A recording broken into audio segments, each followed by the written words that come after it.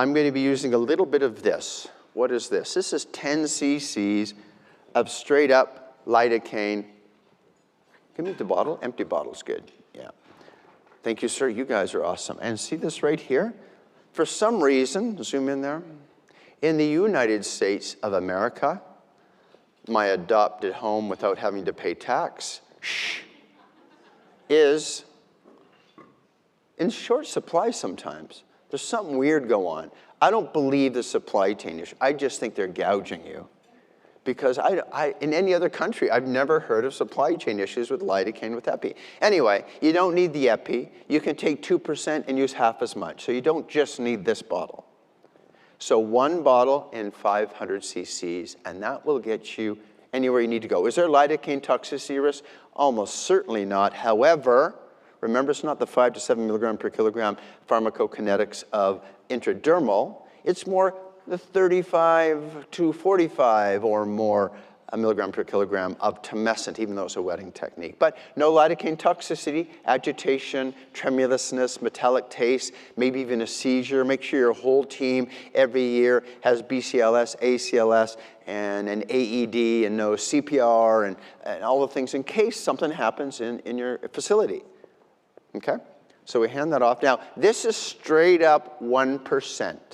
This is not the diluted. I use this for blocks. And you can do the whole block complex with 10 cc's. So, if we zoom in on our young lady, she has frowning muscles that corrugate. Frown muscles pull down her brow a little bit and elevate.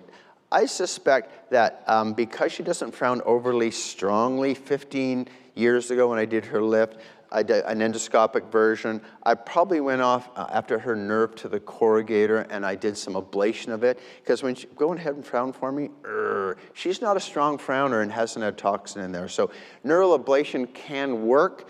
Most patients, however, do this and that. And so you want to modulate the depressor corrugator, superciliary, procerus. Remember how they move. And I usually take a video before I do the procedure, so I can remind myself if I have to. Because once they have this, there ain't no movement. And so I go after her supraorbital and supratrochlear. Easiest way to do that is go after the supratrochlear first, little pinprick. Now, Shelby, what have you forgotten to give her?